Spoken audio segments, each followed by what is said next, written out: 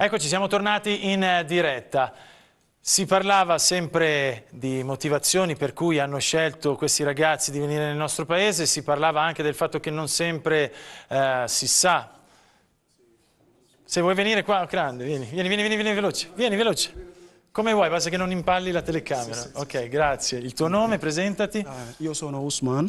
Ciao Usman, grazie di essere qua. Io vengo dal Gambia, Sì. come Adam, insieme alla Pisa. Però noi abbiamo il dittatore, grande dittatore. Però lui ha chiesto qua a Adam perché noi non si manifestare o dimostrare per nostra O semplicemente per combattere per avere la vostra libertà. Sì, come questo è molto pericoloso. Quando tu dimostrate, tutte le persone si uccidere. Perché noi abbiamo un grande dittatore, Gambia, però non è facile. Denis Viero, assessore appunto al comune di Rovolon, però ricordava la nostra storia. A breve, proprio sabato, ci sarà una data importante nel nostro paese e ricordava i partigiani, ricordava insomma gente che è morta, e non si scherzava anche in quella guerra, per la propria libertà. Perché anche noi abbiamo come nostra educazione molto costosa e anche la gay system in Gambia, quando il governo ha visto questo, si uccidere, si morti, questo è molto pericoloso. Noi abbiamo un grande dittatore nel nostro paese. Questo, noi non abbiamo la guerra, però grande dittatore. Senti, tu pensavi di arrivare in Italia o è stato casuale? No, io non mai pensavo arrivare in Italia. Quando io volevo scappare in Gambia, perché noi non abbiamo il nostro libero.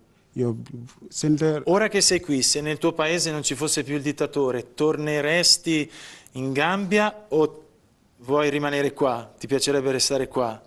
Sì, magari quando il nostro dittatore basta di là. Torneresti in Gambia? Magari, però adesso... Che impatto hai avuto qui visto che parliamo di integrazione, visto che parliamo di accoglienza, che impatto hai avuto qui con gli italiani, con la cittadinanza? Sì, come noi qua con la cooperativa Primavera, anche noi facciamo tante cose qua in Italia. Ma come ti trovi? Bene. Ma anche quei cittadini? Sì, bene, le persone dell'est, loro stanno bene, persone.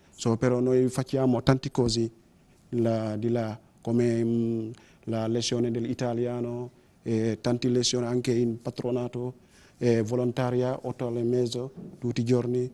Però noi trovare Italia. Ok, bene. ti ringrazio, puoi tornare al tuo posto. Grazie. Adriana, so che però volevi ricordare qualche normativa. Si parlava che ci sono comunque delle leggi. Io ad esempio nel mio piccolo so che non è che puoi proprio avere un'attività, un bed and breakfast, un hotel che non funziona e tac diventa cooperativa per accoglienza. Ti devi appoggiare. Permessi di soggiorno, tutti sanno che al terzo rinnovo del permesso di soggiorno, ecco, c'è proprio scritto addirittura anche nei documenti dei ragazzi che è attività lavorativa. Quindi ecco, vorrei un attimo contestare quello che è stato detto prima, perché proprio dagli uffici competenti anche della questura ci è stato comunicato, ma si legge e c'è tutta la normativa anche pubblicata nella Gazzetta Ufficiale, che l'attività lavorativa è possibile per questi ragazzi, non è possibile nei primi 6 mesi, ma poi sì, dopo i terzi rinnovi loro possono anche lavorare nel frattempo, nell'attesa anche che la loro domanda di asilo politico... Però è vero, no, che c'è bisogno comunque di una copertura assicurativa, che non sempre c'è. Che hanno. C'è? C'è, la copertura. Io so che però in alcune parrocchie per aiutarli e farli fare qualcosa hanno dovuto inserirli appunto nella copertura assicurativa della parrocchia. I ragazzi in accoglienza ad est, gestiti dalla cooperativa Il Villaggio Globale, hanno una copertura assicurativa per tutte le attività che fanno all'interno ma vale per spazi, tutti, sì. è normale. Se anche Io un voglio che queste cittadino cose volesse emergano fare, e arrivino a se casa. anche un cittadino volesse fare qualcosa deve avere una copertura assicurativa di una convenzione, insomma la burocrazia è per tutti. Però le chiedo una cosa e vorrei sentire un po' tutti, ma se il posto, tra virgolette, non c'è, non si trova, cosa fare quindi? Anci Veneto, Presidente, a lei. Vabbè, allora, ripeto, i comuni nella stragrande maggioranza, ma si è capito anche da stasera, anche dalle interviste che avete fatto, non hanno immobili, almeno i comuni medio-piccoli, non hanno immobili agibili da dare per l'accoglienza, perché quando hanno avuto queste situazioni le hanno utilizzate tipo per i centri diurni anziani, parliamo delle scuole dismesse, quasi tutte le hanno riutilizzate per creare dei centri aggregativi, degli spazi che sono utilizzati. E quindi adesso, se i numeri non si riuscirà ad intervenire coinvolgendo l'Europa, ma in brevissimo tempo, temo che cominceranno i prefetti. Io spero e auspico e faccio un appello in questo senso, sempre parlando con le amministrazioni comunali, creando un tavolo di raccordo, temo che cominceranno a cercare altri spazi di proprietà pubblica, e quindi qui parliamo, si stanno ipotizzando, io so che un lavoro di questo tipo era già stato fatto, almeno di verifica dello stato di alcune caserme, si stanno pensando a degli ospedali dismessi, si stanno pensando a spazi che diciamo raccolgono più persone, che però non sarebbe il sistema che per il Veneto, non è il sistema migliore, però se non emergono questi magari spazi, appartamenti di privati, di case coloniche che sono chiuse, questa sarà la strada che percorreranno, non ce ne saranno altre, questo è il tema. Ma io però, credo che non sia possibile lasciare soli i prefetti in questo senso, perché noi sindaci ci lamentiamo di essere stati lasciati soli, ma se si parla con i prefetti sentiremo dire che sono davvero i prefetti che in realtà sono lasciati soli, perché il Ministero dell'Interno... durante l'incontro con i vari sindaci... Abbiamo visto che i sindaci hanno detto no su tutti i fronti, i presidenti di regione hanno detto no su tutti i fronti e così via. Quindi abbiamo la necessità, adesso ci troviamo il problema adesso e in questo momento non è che lo possiamo rimandare, possiamo anche discutere su quali sono i motivi per cui stanno arrivando molti migranti, perché ci sono i profughi, perché c'è la richiesta di asilo politico, possiamo discutere di tutte queste cose, però tutte le soluzioni che si sono fin qui ipotizzate, a partire da quella dei droni che avrà almeno 4-5 anni di approfondimento prima di poter essere realizzata. Cioè, quando si parla molto spesso a caso senza sapere quali sono i requisiti tecnologici che servono per mettere in atto questi elementi, al di là di ogni valutazione di tipo etico che lascio agli ascoltatori. Ma vorrei dire che abbiamo bisogno oggi di affrontare un problema che si presenta e che se le comunità non collaboreranno a risolverlo si riverserà contro le comunità stesse, indipendentemente dal fatto che sia giusto o sia sbagliato, perché non è questo. Il tema che dobbiamo affrontare è come facciamo ad accoglierli, perché adesso ci sono, assolutamente, e io faccio un conteggio molto semplice, dico, in Veneto ci sono 579 comuni, magari il Presidente mi correggerà. No, sono quelli, ecco, esattamente. Il prefetto di Venezia ha parlato di 700 profughi. Qual è il problema? Meno di una persona e mezza per ogni comune si può fare? Certo che si può fare, certo, ma si può fare secondo le popolazioni. La città di Padova ha 210.000 abitanti, il comune di Vigo d'Arzere ne ha 13.000. Il rapporto è 16, fate i conti, se volete verificate con qualche decimale. Si può fare questa suddivisione? Certo che si può fare, credo che sia un criterio ragionevole. Allora, se ci sono 16 migranti che vanno a Padova, ne può andare uno a Vigo d'Arzere. Non starò a impiccarmi sui decimali, però certamente ci deve essere un criterio di proporzionalità, perché ogni comunità, per la sua numerosità, è in grado di supportare e quindi fare effettivamente accoglienza, e non parlare di accoglienza, che è una cosa diversa, soltanto se i numeri sono compatibili con la numerosità dei cittadini. Vogliamo parlare di strutture?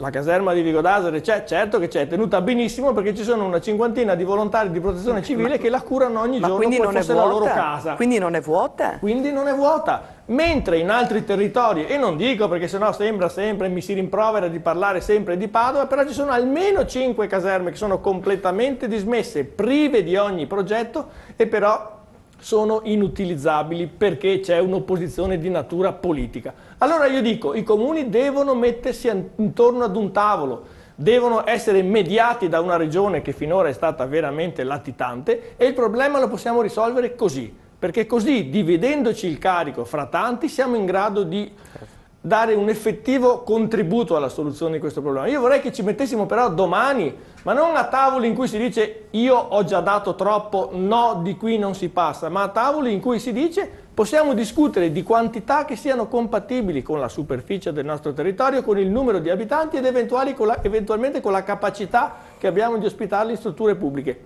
I privati stanno già facendo quello che possono fare. Anche nel mio comune ci sono degli ospiti migranti. È evidente, perché i 35 euro, come si diceva prima, possono fare comodo e possono anche superare ostacoli che un'economia zoppicante oggi ha presentato a tutti. Però io voglio sfidare che tutti vengano qui. Non può essere un problema politico, non può essere un problema del centrodestra, del centrosinistra o della Lega, l'ospitalità, ma deve essere una cosa che facciamo tutti insieme, e lo facciamo sempre, perché quando parliamo di rifiuti, quando parliamo di servizio idrico, ci mettiamo d'accordo tutti per nel territorio convenire sulle modalità migliori, addirittura ci mettiamo d'accordo su votare tutti all'unanimità in modo che non ci siano differenze.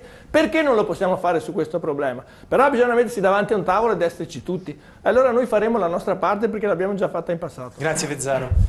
Vorrei mandare un servizio, è una storia, l'abbiamo intitolata Dal Tibet a Legnaro. Prego.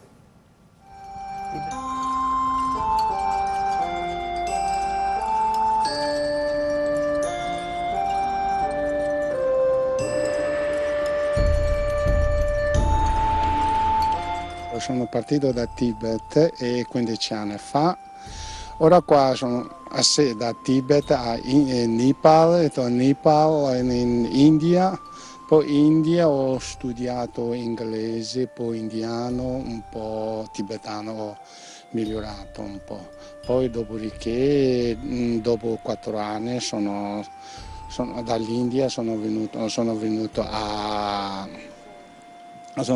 qua in Italia. Poi in Italia ho vissuto a Roma circa 11 anni, poi dopo di 11 anni sono finito qua a Veneto, a Padova. Bene, all'inizio ho trovato bene, però questo è l'ultimo, all'inizio ho trovato bene, però questo è l'ultimo anno un po' trovato un po' male. Perché specialmente qua a Veneto mi sto un po' stancando, perché ho capito che tra sud e tra nord che c'è differenza con la... E ho sentito quando ero a Roma, ma nord, se nord è che Veneto, che dicono che dicono che trattano male gli stranieri, ma io non ci credevo. Infatti 2 o 3 mesi fa... No, un mese fa ho fatto l'esame di guida, che ho capito come trattano, se trattano come male. Certo che rispetto a che sud-nord, perché non c'è paragone. Io voglio studiare tibetano. Secondo, perché non volevo sotto Cina, sotto tortura, perché non abbiamo libertà di studiare, non abbiamo libertà di studiare tibetano, poi non possiamo vedere Dalai Lama, tante cose che non abbiamo il libro di parlare. E i militari controllano, che specialmente il monastero, che controllano più che finestre, ci sono più di telecamera. Quindi ogni angolo mettono telecamera, controllano. Arrestano i monaci e i tibetani, chi fanno manifestazioni, chi rivolge parole, chi dice che Tibet è libero, Tibet vogliamo autonomia.